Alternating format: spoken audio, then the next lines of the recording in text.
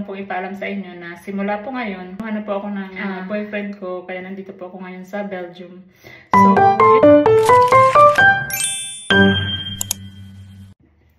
hi guys! Magandang hapon. So, sa 8,000 sa 8,000 na subscriber ng account ni Papa, gusto ko lang ako na po yung mag-upload ng mga video, ng mga vlogging. Kasi yung kapatid ko po kasi nag-aaral, siya po kasi talaga yung nag-upload dito. Kahit naman po ako, hindi pa rin po ako maalam dito siya pa rin po yung naggagawa ng mga thumbnail kasi hindi pa po ako marunong. So, ang ano ko lang po, kaya ko naisipan na ituloy yung pagbablog sa account ni Papa. Kasi nga, wala nang gumagamit. Tapos yun ang pangalawa po, nandito po ako sa Europe. Tapos ako po sa kayong partner ko, mahilig po kami mag-travel. Tapos gusto ko pong i-share sa inyo yung mga travel namin kasi marami po talaga magagandang lugar dito sa Europe. Kahit po hindi siya 100% na ma-appreciate nyo sa camera kasi iba talaga yung ganda sa personal. Pero at least po, nasi-share ko sa inyo yung magagandang tanawin dito. Kaya po gusto ko po sana samahan nyo po ako libot dito sa Europe. Sabay-sabay po natin tuklasin yung kagandahan ng Europe. Di ba parang Encantadia lang?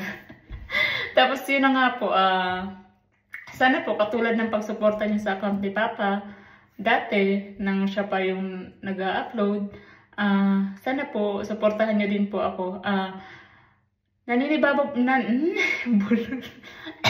May TV. Naninibago pa po ako. Hindi po ako maalam mag-upload sa YouTube. So, yung kapatid ko po talaga, siya yung taga-edit ni Papa. So, ngayon po, ang ginagawa ko, nag-upload ako sa YouTube. Tapos siya na po ang gumagawa ng thumbnail. Kasi naisip ko, sayang naman talaga.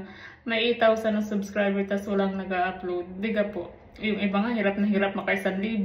Kaya sabi ko, naisip ko, ituloy ko na lang. Kasi nandito naman ako sa may time naman ako, wala akong trabaho. Tapos yun nga, lagi kami natatravel. So, maganda din yung i-share ko po sa inyo. Tapos sabay-sabay natin, libutin yung Europe. So, yun. Yun po. Ako po si Beth. Hindi pa pala ako nakakapagpilala. Dami ko na sinasabi. So, yun po. Ako po si Beth. Ako po ang panganay na kapatid ni Jeric. Hindi niyo po ako madalas makita sa vlogging dati. Di pa kasi nasa Batangas po ako nagtatrabaho.